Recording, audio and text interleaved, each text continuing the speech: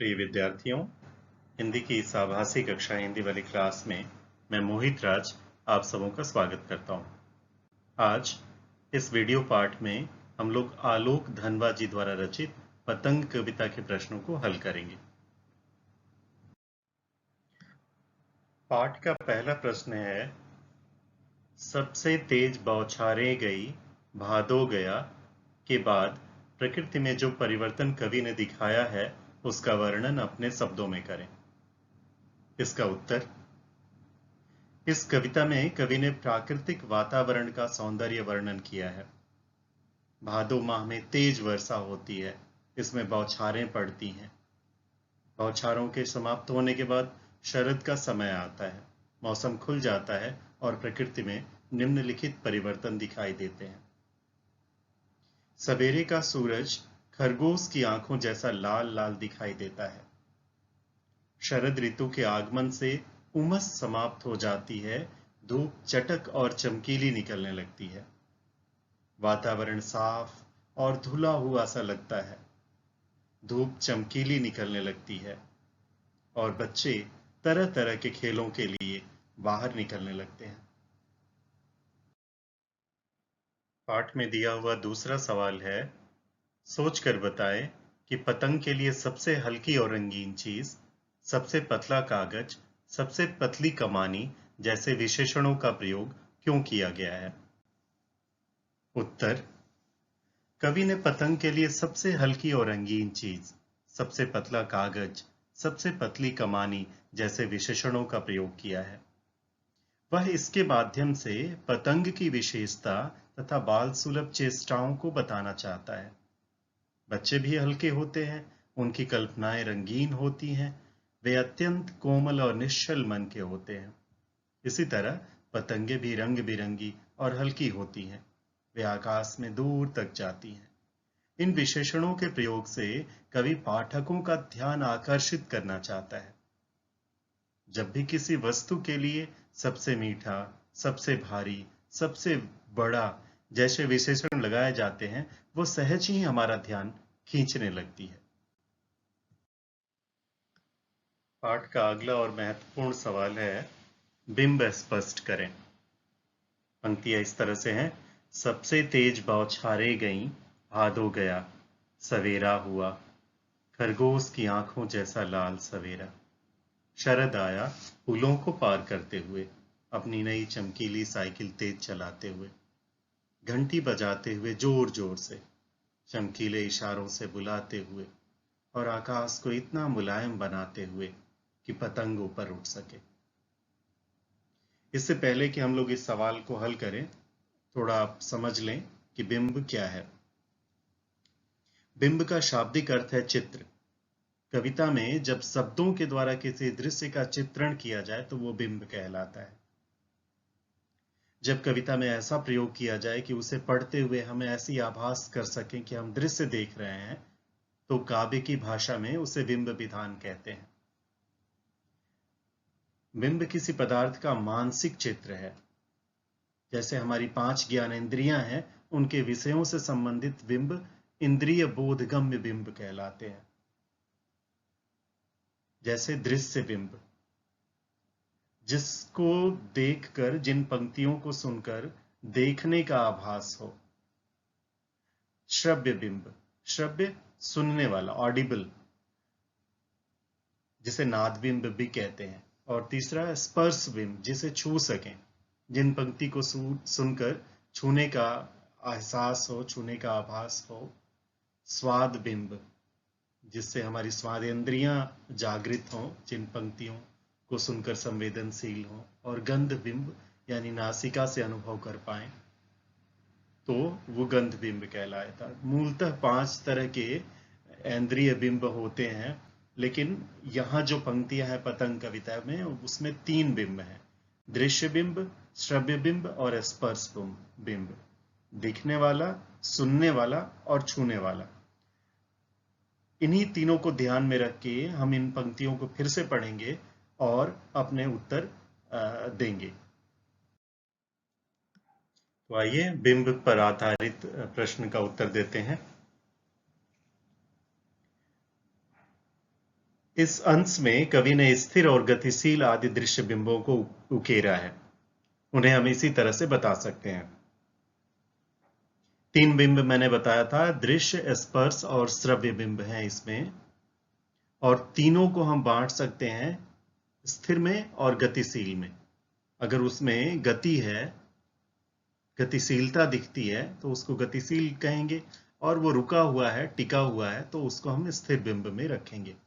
ये तीनों में होगा, श्रव्य में भी, दृश्य में भी और स्पर्श में भी। जैसे पहली पंक्ति में था, सबसे तेज बौछारें गईं, तो उस पंक्ति के आगे लिखेंगे बौछार को हम देखकर अनुभव कर सकते हैं, तो वो गतिशील दृश्य बिंब है। उसमें गति है, बौछारों में गति होती है, तो गति वो स्थिर नहीं होगा, गतिशील बिंब होगा। और देख सकते हैं तो दृश्य, तो उस पंक्ति के आगे हम उत्तर देंगे गतिशील दृश्य बिंब। इसी तरह से सवेरा हुआ, इसको भी देखने वाला है, तो स्थिर दृश्य बिंब। खरगोश की आंखों जैसा लाल सवेरा, इसमें भी बहुत गति नहीं है, स्थिर दृश्य बिंब। पुलों को पार करते हुए, ये गतिशील और दृश्य बिंब। अपनी नई चमकीली साइकिल तेज चलाते हुए, गतिशील दृश्य बिंब। घंटी बजाते हुए जोर जोर से, ये पहला श्रव्य बिंब का उदाहरण है। इसमें आवाज सुनने का एहसास होता है, घंटी जब बजेगी तो उसे सुन पाएंगे। घंटी बजाते हुए जोर जोर से, तो ये श्रव्य बिंब है। चमकीले इशारों से बुलाते हुए, ये गतिशील दृश्य बिंब है। और आकाश को इतना मुलायम बनाते हुए, जब मुलायम और कठोर हो तो वहां पे स्पर्श बिंब है, कि पतंग ऊपर उठ सके, ये गतिशील और दृश्य बिंब है। पाठ का चौथा प्रश्न है, जन्म से ही वे अपने साथ लाते हैं कपास। कपास में के बारे में सोचें और बताएं कि कपास से बच्चों का क्या संबंध बन सकता है। उत्तर, कपास और बच्चों के मध्य गहरा संबंध है। कपास की प्रकृति मुलायम होती है, इसी तरह बच्चे भी तन और मन से कोमल और निश्चल स्वभाव के होते हैं। उनका शरीर भी हल्का और मुलायम होता है। साथ ही कपास और बच्चे दोनों रचनात्मकता के प्रतीक हैं और भांति भांति के वस्तुओं की रचना करते हैं। इस प्रकार कपास बच्चों की कोमलता और रचनात्मकता का प्रतीक है। दोनों के बीच यही समानता है। 5वां सवाल, पतंग के साथ साथ वे भी उड़ रहे हैं, बच्चों का उड़ान से कैसा संबंध बनता है। उत्तर, पतंग बच्चों की कोमल भावनाओं की परिचायिका है। जब पतंग उड़ती है तो बच्चों का मन भी उड़ता है। पतंग उड़ाते समय बच्चे अत्यधिक उत्साहित होते हैं। पतंग की तरह बालमन भी हिलोरे लेता है, वह भी आसमान की ऊंचाइयों को छूना चाहता है। उनका मन भी पतंग के साथ साथ आकाश को छू रहा होता है। इस कार्य में बच्चे रास्ते की कठिनाइयों को भी ध्यान में नहीं रखते।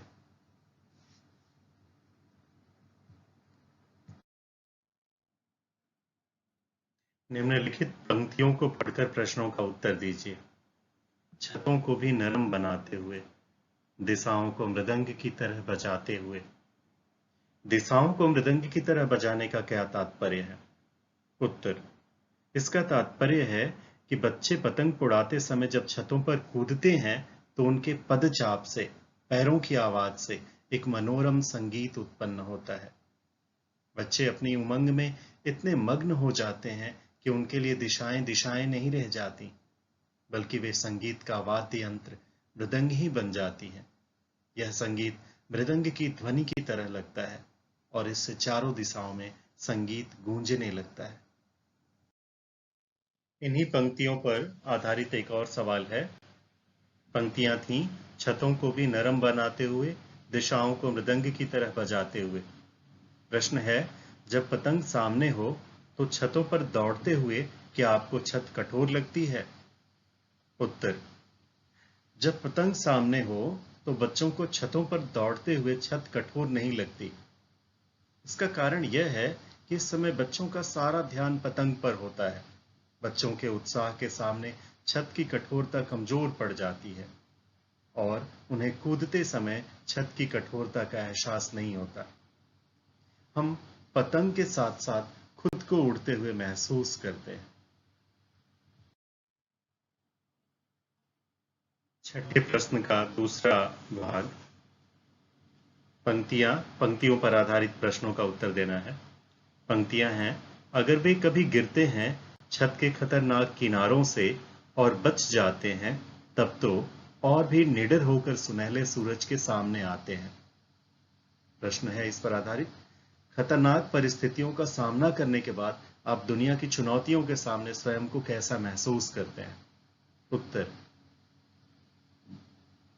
जब हम अपने जीवन में खतरनाक परिस्थितियों का सामना कर लेते हैं तो हमारा एक तरह से प्रशिक्षण ही हो जाता है।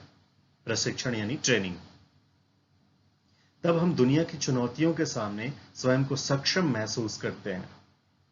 इस प्रकार खतरनाक परिस्थितियों का सामना करने के बाद हम दुनिया की चुनौतियों के सामने स्वयं को अधिक सक्षम मानते हैं। हम में साहस और निडरता का भाव आता है। हम भय को दूर छोड़ देते हैं।